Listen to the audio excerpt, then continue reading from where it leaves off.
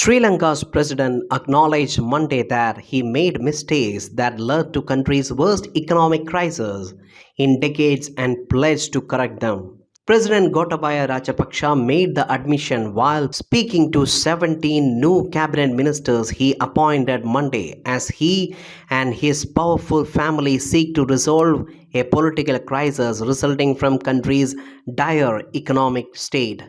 Sri Lanka is on the brink of bankruptcy with a nearly 7 billion US dollar of its total 25 billion US dollar in foreign debt due for repayment this year. A severe shortage of foreign exchange means the country lacks money to buy imported goods. People have endured months of shortages of essentials like food, cooking gas, fuel, and medicines, lining up for hours to buy the very limited stocks available. During the last 2.5 years, we have had vast challenges. The COVID 19 pandemic, as well as debt burden and some mistakes on our part, Rajapaksa said. They need to be rectified. We have to correct them and move forward. We need to regain the trust of the people. He said the government should have approached the International Monetary Fund earlier on for help in facing impending debt crisis and should not have banned chemical fertilizer in an attempt to make Sri Lankan agriculture fully organic. Critics say the ban on imported fertilizers was aimed at conserving the country's declining foreign exchange holdings, and it badly hurt farmers. The government is also blamed for taking out large loans for infrastructure projects which have not brought in any money. The cabinet appointments follow weeks of protest over shortages of fuel and food and demands that Rajapaksa, his political powerful family, and his government resign.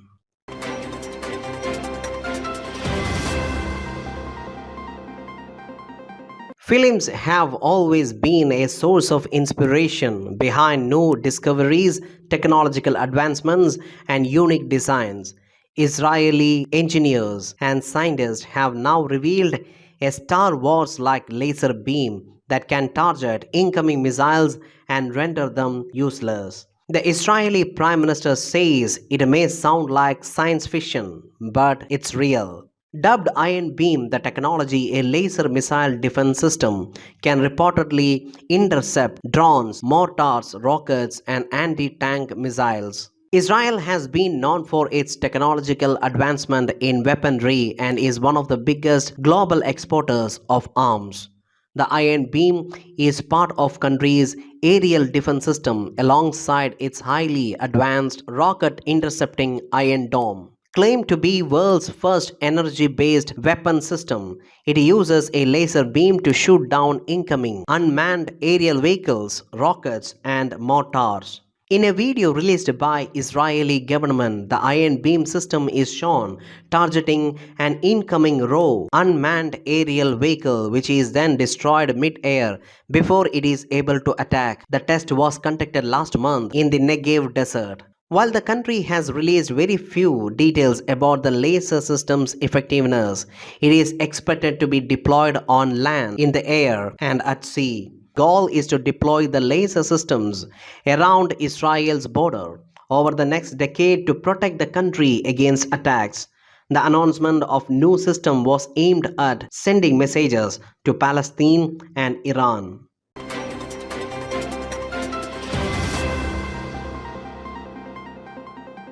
British Prime Minister Boris Johnson said any peace talks over Ukraine are likely to fail as he compared holding talks with Russian President Vladimir Putin to negotiating with a crocodile.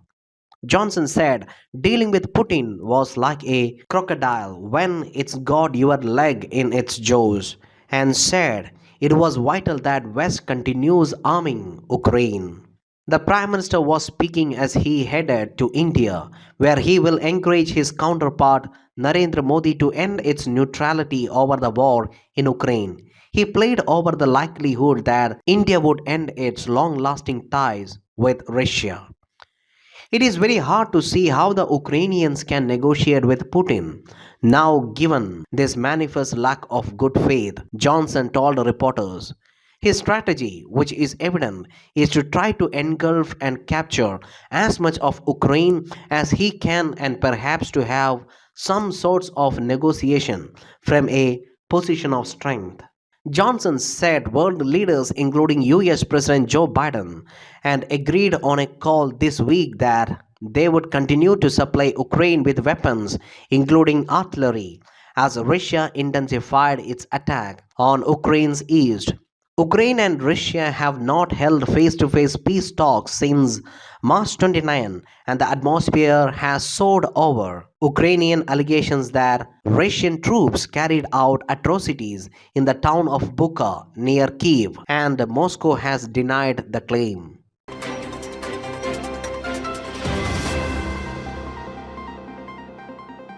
Pakistan's new 37-member strong federal cabinet took oath earlier on Tuesday. The delay in formation of the cabinet had given rise to speculation about differences within the coalition government, which have now been put to rest. The new federal cabinet of Prime Minister Shehbaz Sharif has 31 federal ministers, 3 ministers of state, and as many advisors to the Prime Minister. With 5 women in important positions, the new team of ministers is a refreshing respite from the previous cabinet of Pakistan Tehreek-e-Insaf, which was largely male dominated. Hina Rabbani of Pakistan's People's Party Triple P has been made the Minister of State for Foreign Affairs. Earlier reports suggesting that Triple P chairperson Bilawal Bhutto Sardari will be named as the foreign minister had been doing the rounds, but Bhutto's name was not included in the final list of ministers. It is unclear as to why the Triple P chairperson did not get a ministry in the new government. Reservations with the party about Bilawal working under Shehbaz Sharif may well be the reason for his exclusion. But the foreign affairs minister have been left vacant, with Hina Rabbani leading it as the minister of state for now. So the possibility of Bilawal becoming the foreign minister following the resolution of differences within his party over the matter cannot be ruled out. Shari Rahman, former Pakistan ambassador to the US, has been made the minister for climate change. Mariam Azrangazeb, Pakistan Muslim League outspoken leader, is the new information minister. 2 first-timers are included, and they are Shasia Mari and Aisha Gas Pasha, who will serve as Benazir, Income Support Program Minister and State Minister for Finance respectively.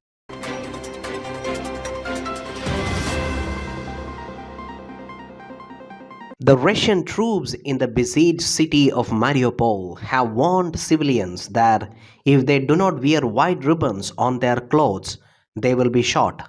As per a report by Mail Online, the advisor to the mayor of Mariupol took to Telegram to share the latest threat. The occupiers no longer mildly propose that civilians wear white ribbons to mark themselves out. They have turned to direct threats to open fire on anyone seen on the street without such ribbons, he reportedly wrote.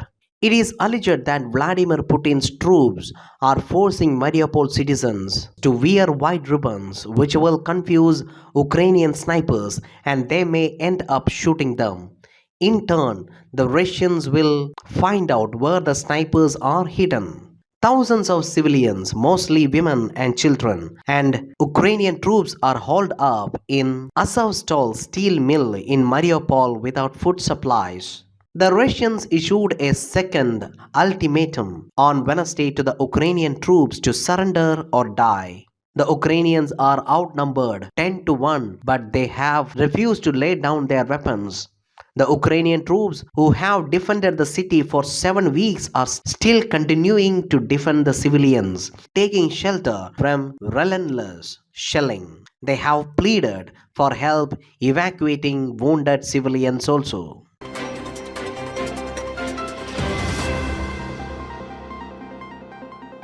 Nearly 2 months since Russian President Vladimir Putin declared war on Ukraine, Moscow has stepped up its attack in Ukraine's eastern industrial heartland of coal mines and factories.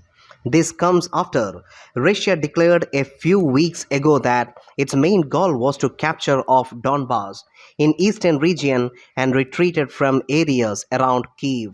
Still, Ukraine has repelled several advances by the Russians, as per the latest British intelligence report. Meanwhile, Ukrainian President Zelensky has called on the West to supply more arms and aid his country in its fight against Russia. A senior US defense official said that Russia added two more combat units in Ukraine on Tuesday that brought the total number of units in the country to 78, up from 65 last week, the official said. As per the latest British intelligence report, Russia's attack in Donbas has been hampered logistical technical challenges. Amid the heightened attack, Ukrainian President Zelensky appealed to partners to supply more arms. He said, "If we had access to all the weapons we need, which our partners have, we would have already ended this war. It is unfair that Ukraine is still forced to ask for what its partners have been storing for years."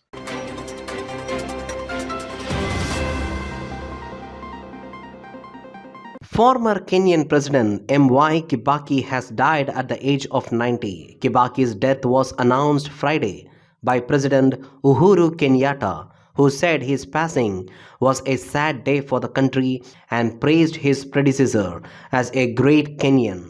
M.Y. Kibaki will forever be remembered as a gentleman in Kenyan politics, a brilliant debater, and one who steered development in the country, Kenyatta said. Kibaki served two terms as president of the East African country, ruling from 2002 to 2013. His re-election to a second term in 2007 put a dent in his long career, as his victory was disputed by his opponent, Raila Odinga. Thousands of people were killed in the months of tribal violence before an agreement was reached with the help of outsiders.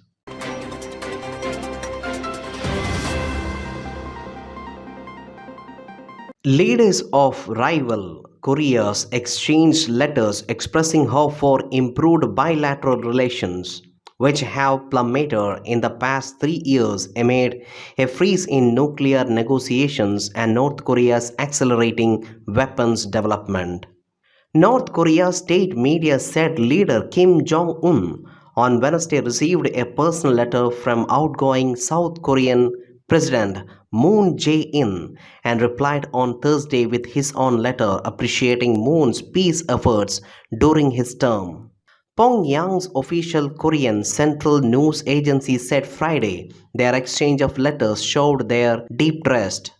Moon, in his letter to Kim, acknowledged setbacks in inter Korean relations but insisted that their aspirational vows for peace during their summit in 2018 and an accompanying military agreement aimed at diffusing border area clashes remain relevant as a foundation for future cooperation. Tensions on Korean Peninsula have risen since a series of North Korea weapon tests this year, including its first flight test of an intercontinental ballistic missile since 2017 in March, reviving the nuclear brinkmanship aimed at forcing the US to accept it as a nuclear power and to remove crippling sanctions.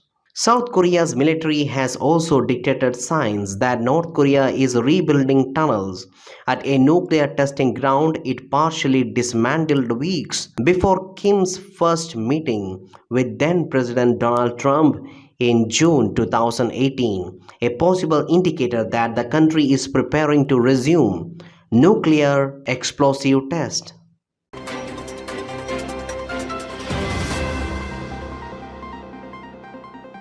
Twitter says it will no longer allow advertisers on its site who deny the scientific consensus on climate change, echoing a policy already in place at Google.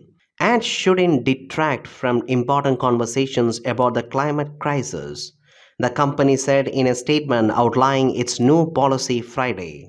There was no indication that the change would affect what users post on social media site, which along with Facebook has been targeted by groups seeking to promote misleading claims about climate change. The announcement coinciding with Earth Day came hours before the European Union agreed upon a deal requiring big tech companies to vest their sites more closely for hate speech, disinformation, and other harmful content. Twitter said it would provide more information in the coming months on how it plans to provide reliable, authoritative context to the climate conversations its users engage in, including from the Intergovernmental Panel on Climate Change. The UN backed science panel's reports on the causes and effects of climate change provide the basis for international negotiations to curb climate change. The company already has a dedicated climate topic on its site and offered what it describes as free bunks during last year's UN climate conference to counter misinformation surrounding climate change.